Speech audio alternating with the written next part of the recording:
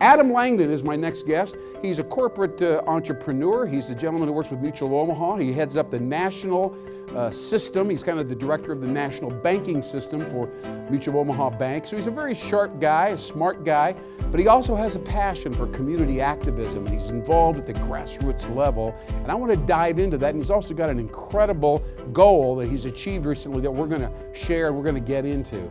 So please welcome our new friend, Mr. Adam Langdon, ladies and gentlemen, right here. There he is. Come on up here, buddy. There you go, bud. Good to see you. Great to see you, and great to hear Pharrell's happy while you're coming out. For some reason, it makes me happy to see you, and I don't know, I don't understand that, but it works that way. Well, listen. Fitting. You know, a lot of people just kind of, they achieve the things you've achieved in your business world, you know, at Mutual, and you were at First National Bank earlier and so on. Uh-huh. But, you know, and then that's it. You know, they just kind of keep on with their family and they do their work thing and so on. But you've kind of broadened out. Tell us a little bit about your civic involvement. We don't find out why, because not everybody does that. And I'd like to know why you do, all right? Yeah. So tell us about that. You know, I'm very active in the community. I'm actually vice chairman of Omaha Crime Stoppers, so 444-STOP. Okay, Crime Stoppers. Very active in fighting crime in Omaha. I'm also president of the Dundee Memorial Park Association, which is a homeowners association, but I serve 2,800 households in the middle part of Omaha. And then I'm also on the executive board of directors for ICANN, the Institute for Career Advancement Needs, which is best known for its leadership activities as well as the Women's Leadership Conference here in Omaha. Yeah, ICANN's very well respected. Let's talk about this neighborhood stuff and the Crime Stopper stuff and so on. Why would a guy who works hard, you put in your 40 hours plus a week, I'm sure, what motivates you to get involved with that stuff? Are you bored with your corporate thing, or do you feel that you have a duty, or you know, what is it? Let's just cut to the bottom line. Yeah, you know, I believe in the huge potential of people in general, but also in our community, Omaha. And so, and I think I would feel the same about any community that I was a part of. But and that kind of goes back to the huge potential of people, especially the people that are near and around me. It's part of my family. That's really what I look at it. So Adam, when you're around people and you get to know them, do you zone in kind of on their personal potential, or you like more group oriented? Do you have a vision and say, well, you could be this or you could be that? Is that what's going on inside of your head? You know, some of you, if I've met you before, one of my favorite sayings in the world is that everyone is smarter than you at something. Yeah. Or another way to put it is everyone is better than you at something. At something. And you just have to go out and shake their hand and talk to them for a little bit and get to know them, and you're going to find out what that is. And so, you know, that something is, what they know that you don't know. Yeah. Yeah. And I'm just really I'm floored by that, because once you kind of approach life with that attitude, everybody you meet is you know, a stepping stone. There's somebody that helps, you know, make the community and yourself better.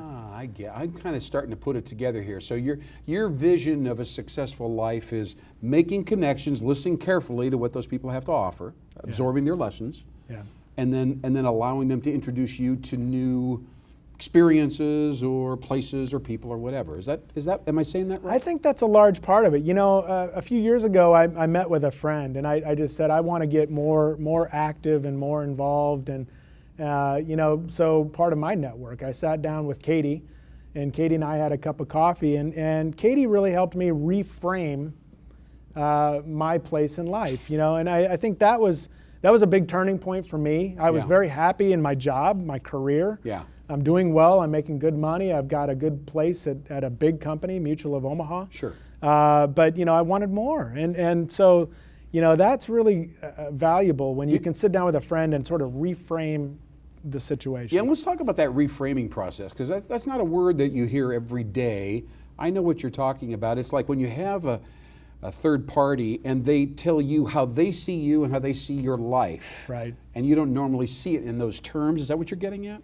Yeah, well, I mean, you know, pointing out opportunities, pointing out, you know, rocks unturned, I guess stones unturned, you know, things that really, you know, boy, here's a great opportunity. Have you noticed that? It's right in front of you. Yeah. And so I took the opportunity to sort of reframe the things in my life that could be meaningful for me. Yeah. And add meaning to me and my wife and our life. Did that add a little? So that added meaning to your life. This word passion comes up a lot, and I can't let a meeting like this or a conversation go by without discussing passion. Right. What are you most passionate about in your life, and why? Well, I'm a very driven person. I mean, I'm a very achievement-oriented, driven person.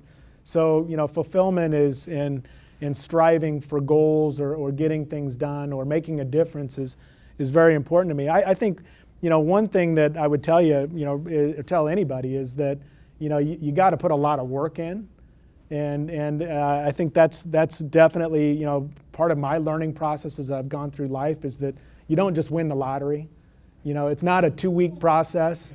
A lot of these things it takes years. Yeah. To achieve or to get where you want to go, especially if you're working with the city. They don't move quickly, but that's fine. And so my passion needs to, and I think all of our passion needs to, you need to keep that flame burning for a long time. And that's again where reframing and looking at your networks and collaboration, really can come into play in your advantage.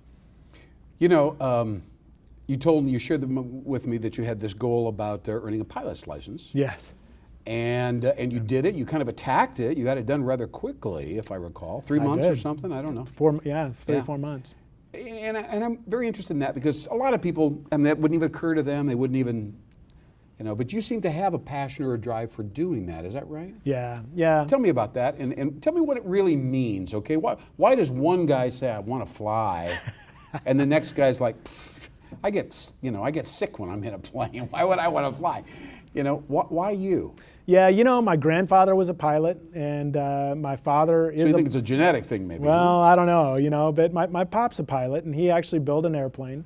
And so as he was completing the airplane, I thought, boy, I've always loved this, but it's time to put up or shut up. And so this March, I got on it. I committed to actually going out and fulfilling my dream of becoming a pilot. So I started in March, and I went over to the Council Bluffs Airport, and I walked in and said, I need an instructor.